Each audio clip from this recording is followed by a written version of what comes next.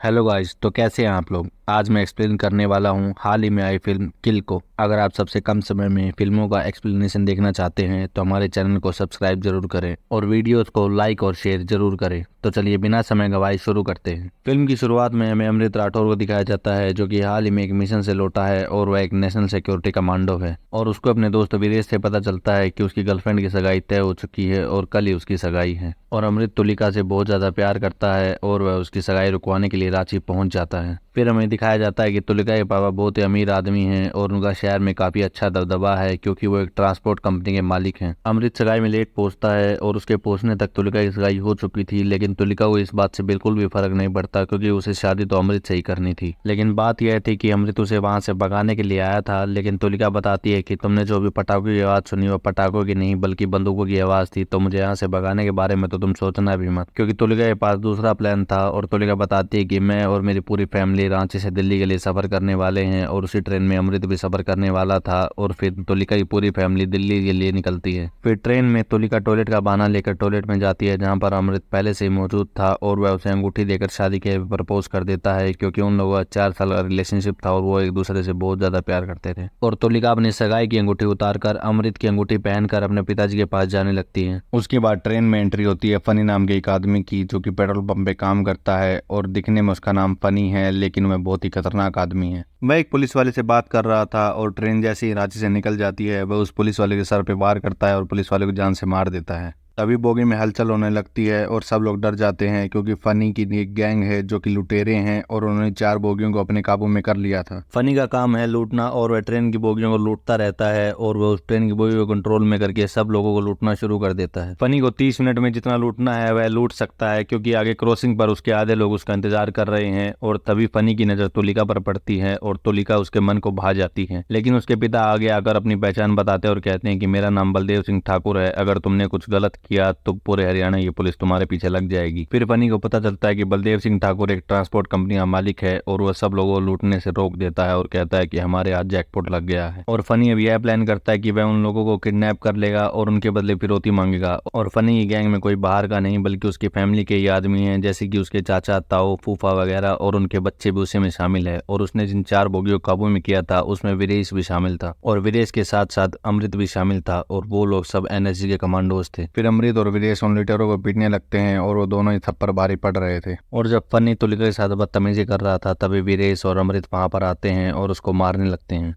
और फिर हम देखते हैं वीरेश को काफी ज्यादा चोटें आई हैं, लेकिन अमृत अब भी उन लोगों से लड़ाई कर रहा है। फिर फनी वहां से डर कर वीरेश को साथ में लेकर भागने लगता है। फिर तुलिका अमृत को बताती है कि उसकी बहन आना दूसरी तरफ टॉयलेट में गई थी और वह अभी तक वापस नहीं लौटी है। फिर उनको लगता है कि वह उन डकैतों के पास होगी और उनको सही लगता है, आहाना डकैतों के पास ही थी। लेकिन आहाना को अभी तक कोई खतरा नहीं था, क्योंकि उन लुटेरों को नहीं पता था कि वह भी बलदेव ठाकुर की बेटी है। फिर फनी क्रॉसिंग पर खड़े अपने पिता को बताता है कि यहाँ पर ट्रेन में पंगा हो गया है और फिर ट्रेन को रोका जाता है और वो लोग भी उस ट्रेन में चढ़ जाते हैं। और अब फनी का पिता वाणी, जो कि इस गैंग का लीडर भी है, वह ट्रेन में आ चुका था। और फिर वाणी को पता चलता है कि अब जो भी लड़ाई हुई उसमें उसका भाई मारा गया है और उसको वीरेश ने मारा था। और सब गुस्सा हो जाते हैं और वीरेश को इतना मारते हैं कि वह अधमरा हो जाता है। फिर फनी अपने पिता को बताता है कि यह सब उस बलदेव सिंह ठाकुर की वजह से हो रहा है, अगर हमने उसे कब्जे में ले लिया तो हम मालामाल हो जाएंगे। और वह उस ट्रेन में मौजूद अमृत कमांडो के बारे में बताता है, जो कि सबको मार रहा है। अब ट्रेन की बोगी को एक तरफ से बंद कर दिया गया है और तुलिका और उसके पिता को अमृत ने वहीं पर रुकने के लिए कहा है और उसने कहा है कि वह आगे जाकर आना और उसके दोस्त वीरेश को बचा कर लाएगा। और उनके हाथ उन डकैतों में से एक आदमी भी लग चुका था। और फिर अमृत आगे A1 की तरफ बढ़ता है, जहाँ उसे उन डकैतों के बहुत सारे लोग मिलते हैं। फिर अमृत उन लोगों को बड़ी बेरहमी से पीटने लगता है और फिर उसका सामना होता है सिद्धि नाम के एक पहलवान से। वह बहुत ही ताकतवर आदमी था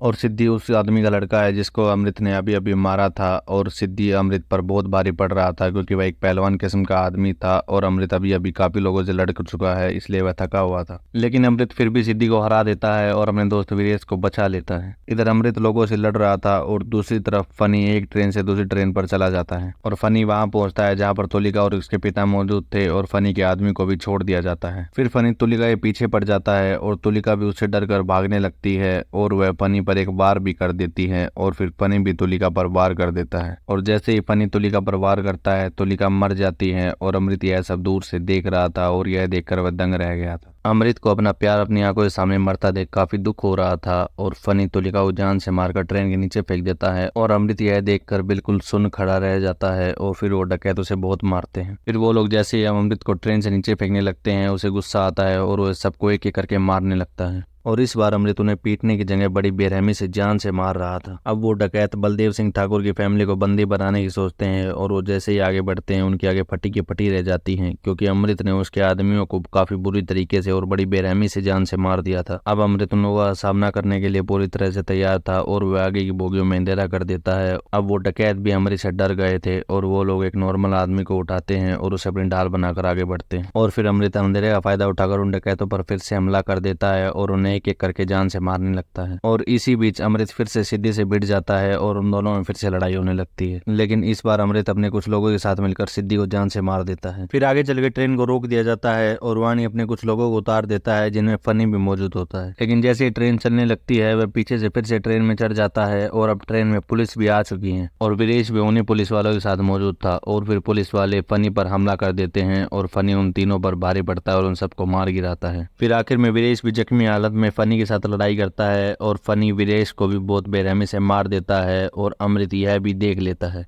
अब अमृत को और भी ज्यादा दुख और गुस्सा आ गया था और वह फिर से सबको और ज्यादा बेरहमी से मारने लगता है। फिर सबको मारने के बाद बारी आती है वाणी की और फिर वाणी के मुंह में अमृत एक शराब की बोतल डालता है और बाद में अपना लाइटर निकालकर उसके मुंह में आग लगा देता है और वह जलने लगता है। वाणी को ऐसे जलता हुआ देखकर फनी भी हैरान रह जाता है और वह चौंक कर अमृत से कहता है कि ऐसे कौन मारता है, तुम रक्षक नहीं राक्षस हो। और फिर फनी कहता है कि तुम जैसे लोगों को मार रहे हो ऐसे कौन मारता है। और दूसरी तरफ अमृत दुख और गुस्से में पागल हो चुका था और फिर बारी आती है फनी की और फिर फनी अमृत के हाथ लग जाता है और फिर अमृत फनी को भी बहुत ही बेरहमी से जान से मार देता है। अब यहाँ पर सब डकैत मर चुके थे और अमृत ने तुलिका और अपने दोस्त वीरेश को खो दिया था और कुछ पैसेंजर भी मारे गए थे और फिर वह ट्रेन स्टेशन पे जाकर रुकती है और आर्मी सब कुछ अपने कंट्रोल में ले लेती है और फिर यह फिल्म यहीं पर खत्म हो जाती है। धन्यवाद।